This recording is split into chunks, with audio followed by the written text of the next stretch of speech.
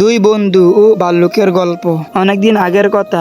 এক ছিল গভীর বন, অনেক ধরনের জীবজন্তু, তাই সেই বনে কেউ যেত না। কিন্তু একদিন রমেশ ও জগা নামে দুই বন্ধুর জঙ্গল ঘোরার শখ হলো। তখন রমেশ বলল, চলো বন্ধু, আমরা উত্তর দিকে যে বন আছে সেখানে গিয়ে ঘুরে আসি। তারপর জগা বলল, কিন্তু বন্ধু, আমি শুনেছি সেই বনে নাকি অনেক ভয়ঙ্কর পশু পাখি আছে। তারপর রমেশ বলল, আরে এগুলো মানুষের বানানো কথা, তাছাড়া আমি তো তোমার সঙ্গে থাকবো, তোমার উপর কোনো বিপদ আসতে দেব না। তারপরের দিন তারা বনের ভিতর চলে গেল।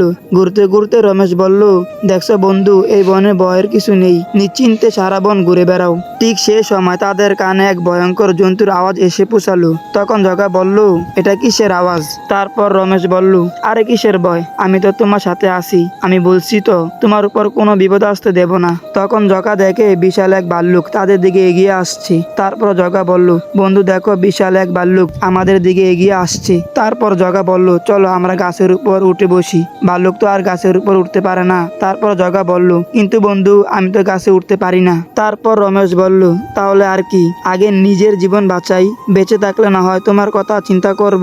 এই বলে রমেশ গাছে উঠে বসলো, কিন্তু জগার নিচে দাঁড়িয়ে আছে আর ভাল্লুক তার দিকে আসতে লাগলো। তখন তার মাথায় এক দারুণ বুদ্ধি আসলো। তারপর জগা বলল, আরে ভাল্লুক তো মরা মানুষের মাংস খায় না, আমি যদি মরা মানুষের মতন পড়ে থাকি তাহলে মনে হয় বাঁচতে পারবো।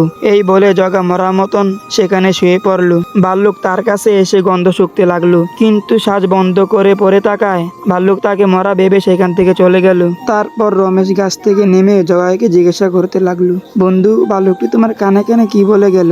তারপর জগা বলল, ভাল্লুকটি আমার কানে কানে বলেছিল যে বিপদে পড়লে প্রকৃত বন্ধু চেনা যায়। তো যাই হোক, আজকে এ পর্যন্তই। সবাই সুস্থ থাকবেন, ভালো থাকবেন, আমার জন্য দোয়া করবেন। খুদা হাফেজ।